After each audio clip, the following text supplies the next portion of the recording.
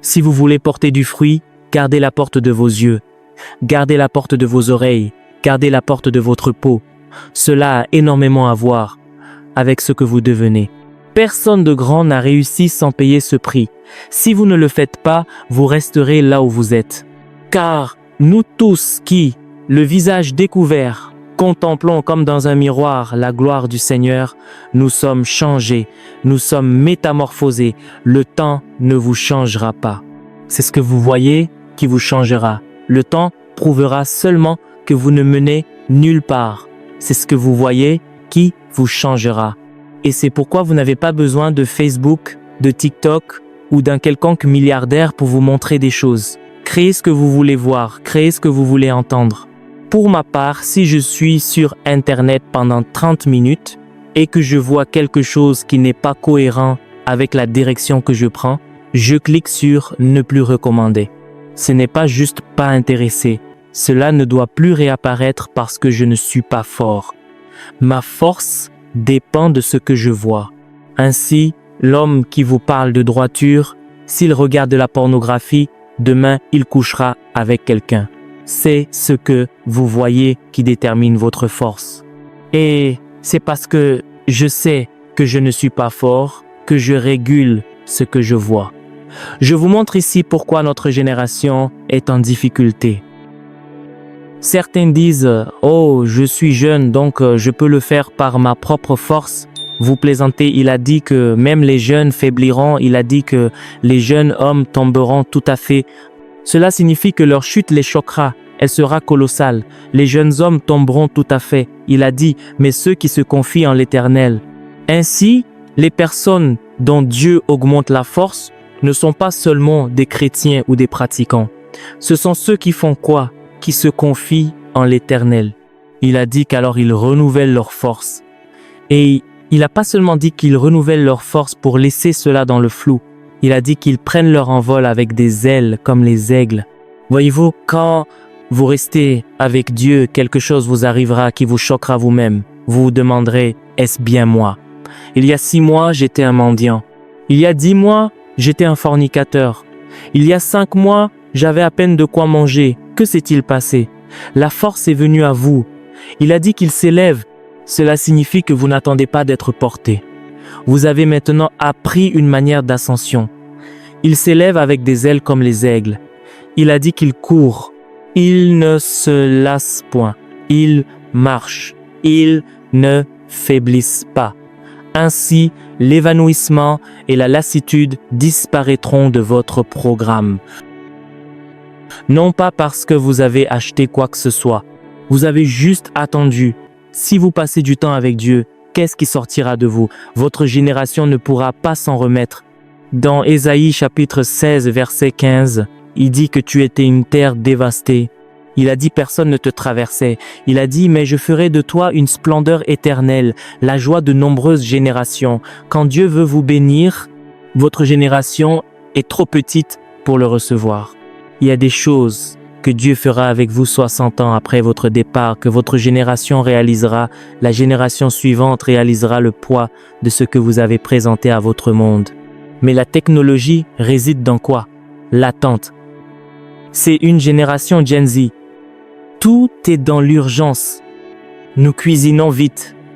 Nous voyageons vite. Nous pensons donc que Dieu sera en train de courir. C'est un roi. Vous attendrez jusqu'à ce qu'il se manifeste. Vous attendrez, c'est un roi. Vous attendrez. Cela doit être selon ses propres conditions. Regardez Moïse à l'âge de 80 ans gravissant le mont Sinaï. Dieu seul savait combien de jours il a gravi cette montagne.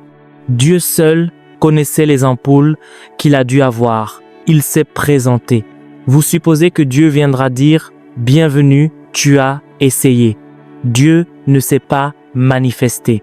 Le gars est resté là encore 6 jours. C'est après 6 jours que Sa Majesté est apparue parce que Dieu n'arrive pas en retard. Quand il vient, c'est le moment où Sa Majesté arrive. Et quand il en eut fini avec Moïse, alors que Moïse redescendait, la Bible dit que même Moïse ne savait pas que la peau de son visage avait changé parce qu'en le voyant, il est devenu comme lui. Ainsi, le Moïse qui est monté était différent de celui qui est descendu. Celui qui est monté était un chercheur. Celui qui est descendu était un législateur. En fait, un point est venu dans 2 Corinthiens 3, verset 15. Vous savez ce que la Bible dit? Elle dit que quand on lit Moïse, Moïse est devenu la loi de Dieu. Quand Moïse est lu, et c'est pourquoi il ne pouvait pas mourir, il est devenu un immortel. Un homme est devenu si pertinent que même après que Dieu l'a tué, parce que le gars ne pouvait pas mourir, Dieu lui a dit, va à la montagne d'Abarim, dans les montagnes de Nebo, là je te ferai mourir parce que si tu le laisses, il restera ici jusqu'à aujourd'hui. Vous irez à Jérusalem pour voir Moïse et il sortira en disant, comment allez-vous? Quand Dieu a su qu'il avait trop touché à l'immortalité, Dieu lui a dit, je vais te tuer. Mais voyez l'ironie de toute l'affaire. Même après que Dieu l'a tué, il était encore pertinent, à tel point que Satan est venu chercher son corps mort. Un corps mort était plus important qu'un peuple vivant, à cause de la capacité à rester. Et un archange a été mobilisé, va prendre ce corps rapidement. Ne laisse pas Satan emmener ce corps au musée de l'enfer. Ils apprendraient certaines choses sur la gloire. Ceux qui se confient en l'Éternel, ils s'élèvent avec des ailes comme l'aigle. Écoutez, être productif n'est pas le problème. Quelle est votre capacité? Vous allez dans la présence de Dieu. Père, je te remercie pour aujourd'hui. Vous êtes heureux. Les 5 minutes s'écouleront et vous voulez influencer votre génération. Savez-vous combien de femmes stériles il y a sur terre? Savez-vous combien d'orphelins il y a sur terre? Savez-vous combien de malades il y a sur terre? Savez-vous combien de personnes confuses il y a sur terre? Vous pensez que vous porterez la connaissance de la biologie et de la philosophie que vous avez lue à l'université pendant 4 ans pour répondre aux problèmes de milliards de personnes? Savez-vous ce que cela signifie pour les gens de s'arrêter pendant 30 minutes pour vous écouter? Vous savez à quel point le monde est occupé? Chaque minute compte. L'implication du temps, c'est de l'argent. Personne n'a 30 minutes à perdre avec vous. Si les hommes s'assoient pour vous écouter, cela signifie que vous venez d'une dimension supérieure. Votre monde ne commence pas par votre action. Votre monde commence par votre imagination. Si votre visualisation est petite et pauvre, votre monde sera réduit à la taille de votre visualisation. En fait, la portée de la vie d'un homme est la limite de sa visualisation. Si vous ne pouvez pas le penser, si vous ne pouvez pas le voir, vous ne pourrez jamais le devenir. Et ainsi, quiconque veut être productif doit commencer à soigner délibérément son imagination pour élargir son monde physique. Si votre imagination n'est pas soignée, votre monde physique restera petit. Et peu importe ce qui vous arrive, vous ne pourrez pas porter de fruits. Même si vous en portez, l'impact ne sera pas ressenti et vous n'arriverez pas à la destination de la productivité qui est la domination. Vous devez donc maîtriser l'art de la visualisation. Et je vous montrerai des écritures dans Genèse 12 à partir du verset 1. Dieu a rencontré Abraham. Dieu a promis à Abraham. Dieu s'est engagé envers Abraham, mais Abraham n'est jamais devenu un phénomène parce que s'il ne peut pas le voir, il ne peut pas le devenir. Il est dit, or l'Éternel avait dit à Abraham. Il n'est pas dit que l'Éternel dit à Abraham. C'était donc une rencontre qu'Abraham avait eue auparavant. L'Éternel avait dit à Abraham, va-t'en de ton pays, de ta patrie et de la maison de ton père, vers le pays que je te montrerai. Il n'a pas dit vers le pays que je te donnerai. C'est le pays que je te montrerai. Si vous ne pouvez pas le voir, vous ne pouvez pas le posséder même si vous y êtes. Et c'est pourquoi, quand Abraham est arrivé dans ce pays, il s'est enfui de là vers l'Égypte pour chercher de la nourriture. Ces pays même qu'il devait posséder parce qu'il ne l'avait pas vu. Si vous ne pouvez pas le visualiser, ce n'est pas un prophète, c'est Dieu lui-même qui parle à Abraham. Maintenant, voyez la mesure et l'ampleur des bénédictions que Dieu a dit vouloir donner à Abraham. Il a dit, je ferai de toi une grande nation. Je ne fais pas de toi un grand homme. Je fais de toi une grande nation. Numéro 2. Je te bénirai. Le mot bénir signifie habilité à prospérer. C'est donc le numéro 2. Numéro 3. Il dit, je rendrai ton nom grand. Ainsi, quand on appelle le nom d'Abraham, des portes devraient s'ouvrir. Les gens devraient s'identifier selon l'ordre d'Abraham. Numéro 4. Il dit « Je serai et tu seras une source de bénédiction ». Cela signifie que si vous êtes connecté à Abraham, vous êtes béni même si vous n'avez pas rencontré Dieu. Ce sont des niveaux de bénédiction que Dieu donnait à un seul homme. Et puis il est allé plus loin. Il a dit « Et je bénirai ceux qui te béniront. Ainsi, parce que vous êtes affiliés à Abraham, Dieu vous confie son intégrité. Je bénirai ceux qui te béniront. » Et il ne s'est pas arrêté là. Il a dit « Je maudirai aussi ceux qui te maudiront. » Et le dernier point, il a dit « En toi seront bénies toutes les familles de la terre, y compris ma propre famille, y compris votre propre famille. » Il a dit « Qu'en toi, toutes les familles de la terre seront bénies. » Quelle ampleur de bénédiction! Même si un prophète vous dit cela, cela vous touchera énormément. Or, le Dieu du ciel parlait ainsi à un homme. Et Abraham savait qu'il était Dieu. Mais Abraham n'a fait aucun mouvement parce qu'il ne pouvait pas l'imaginer, il ne pouvait pas le voir. Il a continué à suivre son père Téra jusqu'à ce point. C'est après la mort de Téra qu'Abraham a commencé à se tourmenter. J'ai besoin de voir cette chose qui m'a été dite. C'est alors qu'Abraham a commencé à sortir pour essayer de voir ce que Dieu avait dit. Et il a continué à errer jusqu'à ce qu'il commence à voir. Et quand Dieu a vu qu'il lui était impossible de le recevoir, Dieu lui-même est alors venu et a commencé un programme de mentorat pour Abraham. Si je n'amène pas cet homme à voir cette chose, il ne deviendra pas cette chose. Et s'il ne devient pas cela, cela affectera mon programme.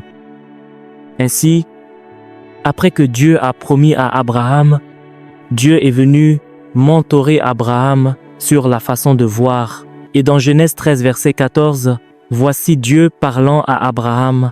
Il a dit, lève les yeux du lieu où tu es. Il ne s'agit pas de marcher partout. Voyez, il y a des gens qui courent partout en faisant tout. Hier, ils vendaient des sandales, aujourd'hui ils vendent du bétail, après-demain ils vendent du poivre. C'est pas l'activité d'abord. On ne devient pas productif par l'activité. Lot, qui a vu la végétation verdoyante et a couru là-bas, cette terre est devenue désolée. Ainsi, quand vous courez sans voir, vous aurez un problème.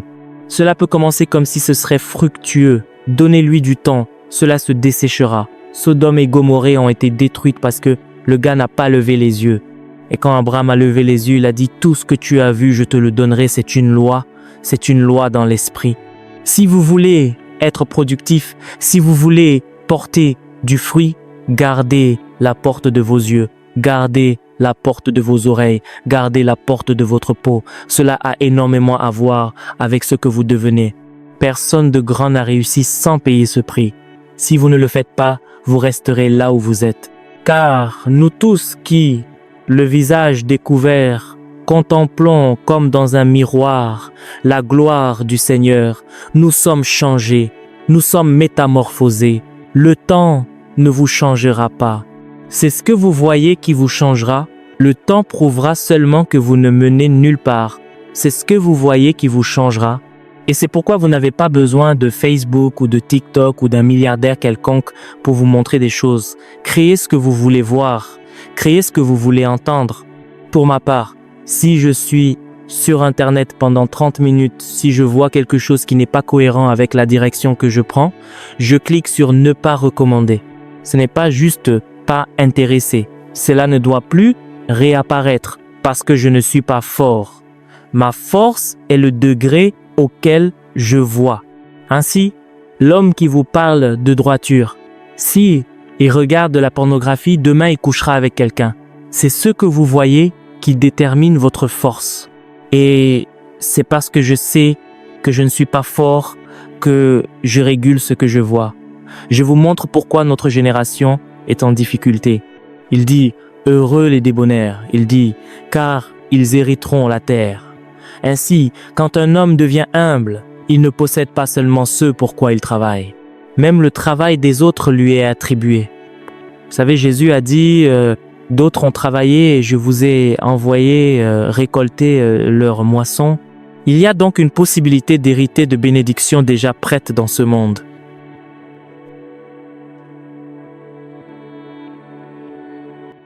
L'un des moyens d'y entrer est l'humilité. Dieu cherche des gens humbles pour leur donner des héritages. Mais le problème est que la plupart d'entre nous sommes trop pleins de nous-mêmes parce que le monde nous a appris que nous devons nous mettre en avant. Et l'idée de se mettre en avant est de s'exalter soi-même, d'agir et de se présenter de la manière dont Dieu ne vous a pas présenté. Et c'est pourquoi beaucoup échouent. Dans Jacques 4, versets 6 et 10, vous verrez cette écriture. « Humiliez-vous sous la main puissante de Dieu. Il a dit qu'en temps voulu, Dieu vous exaltera. Il vous exaltera. » Dieu est dans l'activité d'exalter les hommes. Mais un critère qu'il recherchera est l'humilité. Vous pensez pourquoi Moïse était si grand? Dans Exode 7, verset 1, Dieu a dit à Moïse, « Je t'ai fait Dieu pour Pharaon. Pourquoi était-il si grand ?» Nombre 12, verset 3, « Il était le plus humble de tous les hommes sur terre. C'est donc Dieu qui l'a exalté. » La plupart d'entre nous avons l'esprit trop haut placé pour la bénédiction qui vient. Vous n'avez encore rien. Vous vous comportez comme un paon. Est-ce quand Dieu vous donne l'autorité de lier une nation que vous pensez prendre ce risque, capacité? Écoutez, dites-vous, je refuse d'être fier. Voyez-vous parfois modeler votre vie pour démontrer l'humilité. Quand les gens veulent s'exposer, vous vous abaissez. Apprenez à être humble et évaluez votre propre parcours. Ne pensez pas que vous êtes plus grand que votre frère. S'il pense être plus grand, encouragez-le. Que Dieu te bénisse. Ma prière est que tu sois plus grand. Quand vous voulez saluer quelqu'un et qu'il veut prouver qu'il est plus grand que vous, qu'il est plus âgé que vous, inclinez-vous. Je vais vous faciliter la tâche, inclinez-vous. Saluez-le, cela ne vous enlèvera rien, mais le fait est que Dieu regarde au jour de l'exaltation, c'est la personne à la tête basse qui l'exaltera. Celui qui se tient ainsi tombera. Ainsi, quand Paul mentorait l'église d'Éphèse, il avait une prière pour eux. La porte des yeux doit être corrigée. Éphésiens chapitre 1 à partir du verset 15, il a dit « Quand j'ai entendu parler de votre amour dans la foi, je ne cesse de prier pour vous, afin que les yeux de votre intelligence, ils s'occupaient de l'œil. Je sais que je peux déclarer que l'argent viendra. Je sais que je peux déclarer qu'une percée viendra. Mais si vous voulez être exalté, si vous ne le voyez pas, vous tomberez. » Et telle était sa prière. Allez au verset 17. Il a dit « Pour cette cause, vous verrez que 5 choses que Paul a mentionnées concernaient la visualisation. 5 choses. Et cet homme savait que cette écriture durerait plus d'1 million d'années. Et cette prière est toujours efficace à ce jour. Imaginez si Paul avait prié pour des ânes pour eux. Nous n'utilisons plus d'ânes à notre époque. La prière aurait été inutile. Il connaissait donc quelque chose qui ne peut jamais expirer. Si vous pouvez voir, dans n'importe quelle ère, dans n'importe quelle génération, vous pouvez devenir. Monsieur, développez la capacité de demeurer dans la présence de Dieu. Je vous le dis, il y a quelque chose qu'il vous fait. Le diable créera un système qui vous fera haïr Dieu et sa présence. Mais si vous voulez devenir productif par Dieu, vous devez apprendre à rester avec lui. Dans Marc 3, verset 14, il a dit qu'il les a appelés pour être avec lui afin de les envoyer. Si vous n'êtes pas avec lui, il ne peut pas vous mobiliser.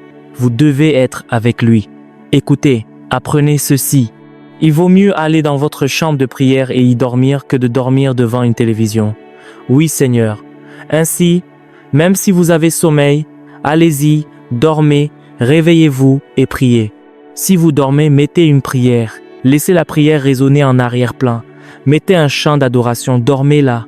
Il n'y a pas de loi stipulant que vous devez être réveillé chaque fois que vous êtes dans votre chambre de prière. La chose la plus importante est que vous soyez sous l'ombre. Restez là. Écoutez ce que dit la Bible. Ésaïe 40 des versets 28 à 31. Vous verrez des choses étonnantes. Voyez, il y a des choses dans les Écritures. Apprenez-les, votre vie changera. Il dit, ne le sais-tu pas? N'as-tu pas appris que le Dieu d'éternité, l'Éternel, créateur des extrémités de la terre, ne se fatigue point et ne se lasse point? Il a dit, on ne peut sonder son intelligence. Il vous donne le CV de Dieu. Et puis il est allé plus loin. Il donne de la force à celui qui est fatigué. Il vous montre maintenant qui est Dieu. Mais Dieu est aussi assez généreux pour aider ceux qui n'en sont pas là à y arriver. Il vous dit donc ce que Dieu peut faire pour vous, mais il vous dira aussi comment Dieu le fera. Il donne de la force à celui qui est fatigué. Il a dit que à ceux qui n'ont pas de vigueur, il augmente la force. Il a dit maintenant, au cas où vous penseriez ne pas avoir besoin de ce que Dieu donne, laissez-moi vous avertir à l'avance. Même les jeunes faibliront parce que parmi les hommes les plus forts sont les jeunes. Il a dit que les jeunes hommes tomberont tout à fait. Cela signifie qu'il ne faut pas commettre l'erreur de s'appuyer sur ses capacités naturelles. La Bible a déjà disqualifié les hommes. Il est dit « Malheur à l'homme qui se confie dans le bras de la chair ». Jésus s'exprimant a dit « C'est l'esprit qui vivifie ». Jean 6, verset 63, il a dit « La chair ne sert de rien ». Alors si vous pensez « Oh, je suis là donc j'ai de la faveur », vous plaisantez. Si vous restez avec Dieu, il n'y a aucun moyen que vous ne soyez pas productif, que vous vendiez de l'eau, des sandales ou des voitures, peu importe ce que vous faites, ce n'est pas un facteur, vous prospérerez. Papa a lu une écriture du psaume 1er il y a un instant. Heureux l'homme qui ne marche pas selon le conseil des méchants, qui ne s'arrête pas sur la voie des pécheurs et qui ne s'assied pas en compagnie des moqueurs. Il a dit, mais son plaisir est dans la loi de l'Éternel et il médite cette loi jour et nuit. C'est cela demeurer. Il a dit que c'est comme l'arbre planté près des courants d'eau vive. Il produit son fruit en sa saison. Il ne rate jamais. Il y a une précision dans la productivité. Il a dit que son feuillage ne se flétrit point. Si vous demeurez, voyez, développez la capacité de demeurer, ma sœur. Développez la capacité de demeurer avec Dieu. Ce sera peut-être difficile au début. Ne vous inquiétez pas. Commencez là où le Saint-Esprit vous aidera. La Bible dit que des veuves ont ramené leur mort à la vie. Ce n'est pas pour les professeurs. Vous n'avez pas besoin d'être instruit. Restez simplement avec Dieu. Commencez à lui parler à partir du niveau où vous le connaissez et observez ce qui arrive à votre vie après 1 mois, après 2 mois, après 3 mois. Vous ne pourrez pas l'expliquer. J'ai enseigné ces principes encore et encore. Parfois, je croise des gens dans l'avion. Je voyageais l'autre fois. J'étais simplement assis et un homme m'a parlé. Il m'a dit « Est-ce bien vous ?» Le premier problème qu'il avait est que vous semblez plus petit que vous ne paraissez à la télévision. Je lui ai dit « C'est peut-être la technologie, c'est bien moi ». Il m'a alors serré la main et a dit « Merci, que Dieu vous bénisse ». C'est un homme d'affaires. Il avait appliqué toutes les stratégies qu'il connaissait, tant celles apprises en économie que celles apprises de son maître qu'il avait mentoré. Rien ne fonctionnait. Et j'ai commencé à enseigner sur le fait de rester avec Dieu. Il est simplement resté là. Un jour, il s'est réveillé, il sortait, il a entendu une voix et cette voix a commencé à lui parler. Ses investissements. La voix lui disait « Fais ceci, investis ici, ne fais pas cela, ne fais pas ceci ». C'était comme suivre une boussole, suivre un navigateur. C'est ainsi que son entreprise a commencé à croître d'un capital de 4 millions. Alors qu'il me parlait, il en était déjà à plus de 900 millions. Et il a dit qu'il voyageait pour conclure une autre affaire ce jour-là. Tout a changé et il ne pouvait pas le croire, parce que cette voix était toujours là, mais il ne pouvait pas l'entendre. La terre était trop bruyante. Alors quand Dieu parlait, la voix était étouffée par d'autres voix. La voix de Dieu n'est pas forte, elle est seulement distincte et vous devez vous entraîner à la capter. Et la manière de s'entraîner est de demeurer, car lorsqu'il vient dans un murmure doux et léger. Beaucoup de gens ne sont pas restés avec Dieu. Ainsi, le bruit du monde occulte la voie qui devrait les conduire vers leur productivité. 5 choses: sagesse, révélation, connaissance, vision, c'est à dire l'illumination pour que vous puissiez savoir. 5 choses, toutes tournent autour de la visualisation. Sophia est la capacité d'interagir avec la connaissance. C'est la capacité d'interpréter la connaissance. Apoc révélation, c'est le mot apocalypsis, c'est le dévoilement pour vous ouvrir à la réalité afin que vous puissiez percevoir. Le mot suivant pour connaissance est le mot épignosis. Cela signifie expérimenter quelque chose. Le mot suivant est l'illumination, c'est le mot photizo. Cela signifie que la lumière est projetée sur quelque chose. Ainsi, l'homme priait et toute sa prière portait sur la visualisation, car au moment où vous pouvez le voir, même si je ne vous impose pas les mains, vous l'aurez. C'est l'autorité de posséder, c'est l'autorité pour la productivité, c'est l'autorité pour la fécondité. C'est l'une des choses majeures que chaque chrétien doit pratiquer. Écoutez, le christianisme doit être pratiqué. Le christianisme n'est pas un hasard et ce n'est pas quelque chose que l'on fait par impulsion. Ce n'est pas non plus quelque chose que l'on fait religieusement. Vous devez le pratiquer comme un style de vie. Et l'une des façons de pratiquer le christianisme est d'utiliser la parole de Dieu pour changer votre processus de pensée. Mais beaucoup de gens ne le savent pas. Voyez un instrument que Paul a utilisé ici, la prière. Cela signifie que lorsque vous allez prier, il ne s'agit pas seulement de dire « j'ai prié pendant 4 heures ». Or, si vous n'avez même pas été capable de prier ainsi, il y a un problème. Mais au cas où vous prieriez, si vous avez la capacité de prier, vous devez comprendre que l'une des bénédictions majeures de la prière est que c'est dans la prière que votre visualisation est corrigée.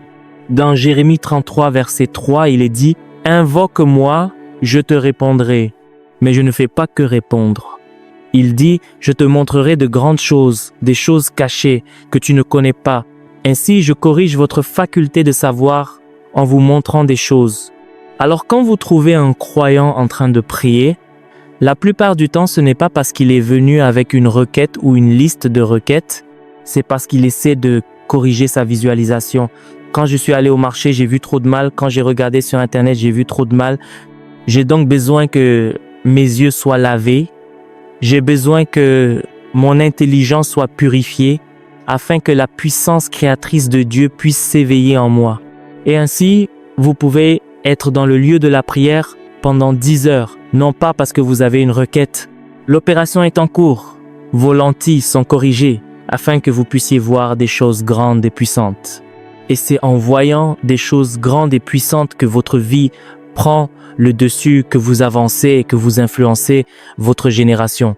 Dans Romains 12, verset 2, il est dit « Ne vous conformez pas au siècle présent, car lorsque vous voyez ce que le monde vous montre, vous vous alignez sur le monde. » Mais il est dit « Soyez transformés par le renouvellement de l'intelligence. » Comment renouvelez-vous votre intelligence?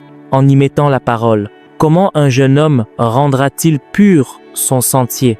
Psaume 119, versets 9 et 11. Il dit « En se dirigeant d'après ta parole, de je serre ta parole dans mon cœur, vous la placez donc là et la parole commence à agir. » Dans Proverbe 4, verset 23, il est dit que la parole ne s'éloigne pas. Au verset 20, de tes yeux, garde-les au milieu de ton cœur. Au verset 23, il est dit qu'elles sont la vie pour ceux qui les trouvent. Au moment où vous la saisissez, la parole entre en vous et alors que la parole commence à agir en vous, soudainement, la puissance pour la fécondité est activée. La puissance est déjà là, mais vous devez visualiser pour qu'elle fonctionne. C'est pourquoi Éphésiens 3, verset 20 dit que Dieu peut faire, par la puissance qui agit en nous, infiniment au-delà de tout ce que nous demandons ou pensons. Cela signifie que Dieu répond à vos pensées. Dieu répond à votre raisonnement. Dieu répond à votre visualisation. Et ce que cette écriture signifie, c'est que Dieu ne pourra pas faire si vous ne demandez pas ou ne pensez pas. C'est alors que vous pensez et demandez que Dieu devient capable de faire. Et ainsi, si vous voulez trouver un homme qui est fécond et productif, il y a un travail intérieur qui est toujours comme une usine produisant des choses. Vous devez apprendre à visualiser et à visualiser des choses qui sont cohérentes avec votre destinée. Vous pouvez utiliser la prière comme je l'ai déjà dit. Vous pouvez utiliser la méditation de la parole ou vous pouvez regarder des mentors qui vous ont précédé. Mais par tous les moyens, restez concentrés. Vous êtes chrétien. Vous cherchez à influencer votre génération. Vous n'avez rien à faire à regarder les Kardashians. Vous n'avez rien à faire à regarder Angelina Jolie. On trouve des chrétiens qui disent avoir un ministère, qui disent qu'il y a une onction sur leur vie, et pourtant les gens qui le regardent sont des gens nus marchant partout, n'ayant rien d'autre à faire que de nourrir un monde avide de luxure. Et vous voulez être une Catherine Kuhlman? Vous voulez être un leader? Voyez-vous, quoi que vous vouliez être, vous devez voir celui qu'il est devenu pour le devenir. C'est pourquoi il est dit, imitez ceux qui, par la foi et la persévérance, héritent des promesses. En les voyant, vous le devenez. Vous dominerez même au milieu de vos ennemis. Voyez, la façon dont la domination fonctionne n'est pas quand vous êtes avec vos proches. Il a dit, tu oins d'huile ma tête et ma coupe déborde. Où cela se passe-t-il? En présence de mes ennemis. Donc, quand nous parlons de fécondité, nous parlons d'une domination qui ne tient aucun compte de la présence de vos ennemis. Nous parlons d'une domination qui ne tient aucun compte de ce qui se passe autour de vous. En fait, quand le territoire devient difficile, il devient une plateforme de manifestation. Car ce qui déterminera si vous entrez dans votre niveau suivant, c'est le degré de votre brisement.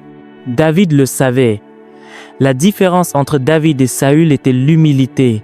Sinon Saül aurait été un meilleur roi. C'était un guerrier depuis sa jeunesse. Mais David était un homme brisé. Au moment où vous repreniez David, sur le champ, il déchirait ses vêtements et se repentait. Saül, lui, vous dira, les gens regardent maintenant. Si vous devez me corriger, corrigez-moi à l'intérieur. Entrons maintenant. Pourquoi me reprendre en public? Il n'est pas intéressé par la correction. C'est ce que les gens pensent qui compte. Et c'est ainsi qu'il a arraché sa propre nation de sa propre main. Samuel a pleuré sur Saül parce qu'il aimait l'homme. Et Dieu a dit, je l'ai rejeté.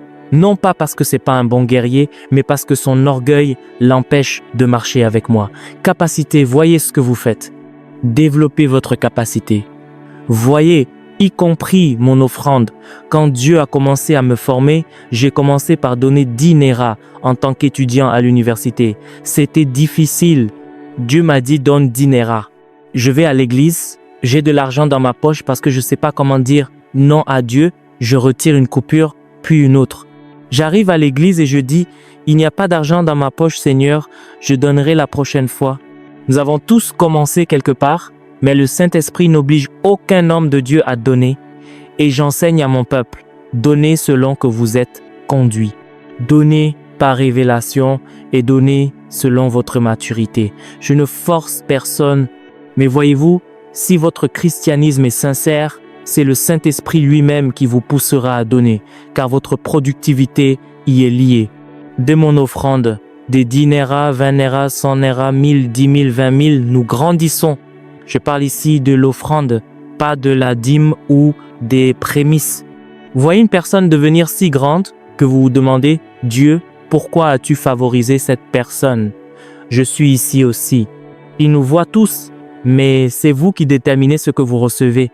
Il est dit qu'il n'apparaît pas encore ce que nous serons, mais quand nous le verrons, nous serons semblables à lui. Vous voulez être un leader. Combien de leaders mondiaux avez-vous écouté? Savez-vous seulement comment les leaders mondiaux s'habillent? Savez-vous comment ils parlent? Vous dites vouloir être président, mais vous n'avez que la prophétie. Vous plaisantez, monsieur? Vous ne le deviendrez jamais, car vous n'en avez pas la capacité. Combien de présidents avez-vous étudié? Connaissez-vous la discipline d'un président? Si vous ne vous préparez pas et ne vous alignez pas, vous pensez que cela arrivera? Non, cela ne fonctionne pas ainsi. Vous devez comprendre le protocole, la discipline et l'entraînement.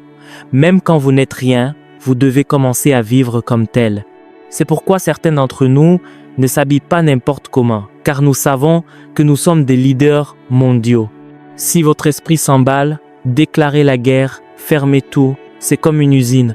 Si vous vous réveillez le matin et que vos pensées sont incontrôlables, la première chose à faire est de commencer à proclamer ce que vous voulez voir. Car lorsque vous parlez, vous arrêtez de réfléchir. Vous arrêtez votre esprit. Une fois calme, nourrissez-le jusqu'à ce qu'il obéisse. Si vous laissez une pensée s'incuber, vous en devenez l'esclave. C'est une loi. Visualisez votre avenir jusqu'à ce que vous en rêviez. Regardez, écoutez, connectez-vous à ceux qui possèdent ce que vous cherchez. J'ai rêvé d'innombrables fois que je parlais dans des stades bondés. À force de le voir et de le manger, cela finit par se manifester. Le commandement que Dieu a donné à l'homme dans Genèse chapitre 2 était pour sa protection. Ne touche pas à l'arbre de la connaissance du bien et du mal. Mais le véritable commandement pour l'avancement de sa vie se trouve dans Genèse chapitre 1er verset 28. Tout homme a le mandat d'être productif, de fructifier, de multiplier et de dominer son écosystème. Être fructueux ne signifie pas avoir une voiture ou une promotion. Cela signifie avoir la domination. Jésus a rassemblé des pécheurs et leur a dit de prendre le monde entier. Pourquoi? Parce que Dieu sait que si vous travaillez votre capacité, elle deviendra mondiale. Relisons le psaume 91, verset 1er. Celui qui demeure sous l'abri du Très-Haut repose à l'ombre du Tout-Puissant. Ce n'est pas une prière, c'est une réalité. Si vous demeurez, Dieu devient votre forteresse. Au verset 7, il est dit « Que 1000 tombent à ton côté et 10 000 à ta droite, tu ne seras pas atteint. » C'est pas parce que vous fuyez, mais parce que le mal a assez d'intelligence pour vous éviter. Au verset 9, il explique que c'est parce que vous avez fait du Très-Haut votre habitation, changez son régime spirituel. Dans 2 Corinthiens, chapitre 3, versets 10 à 8, il est dit que nous sommes métamorphosés en la même image, de gloire en gloire. Votre transformation dépend de ce que vous fixez du regard. Aujourd'hui, l'algorithme d'Internet vous nourrit de ce que vous regardez. Si vous regardez des futilités, vous resterez au même point dans 10 ans. Vous devez rééditer votre monde. Changez votre alimentation visuelle. Regardez des vidéos de miracles, des discours de leaders, des géants de l'économie. Votre cerveau finira par traiter ces nouvelles données et vous emmènera là où vous devez être. Dans Jérémie chapitre 30, verset 19, la Bible dit « Du milieu d'eux s'élèveront des actions de grâce. Je les multiplierai. » La gratitude est la clé de la multiplication. Regardez Jésus dans Jean chapitre 6, versets 6 à 11. Avant de multiplier, il a rendu grâce. Même pour ressusciter Lazare, il a commencé par remercier le Père. Apprenez à être sincèrement reconnaissant pour les petites choses. Cela vous ouvrira des portes. Pouvez-vous demander cette grâce durant la prochaine minute? Père, augmente ma capacité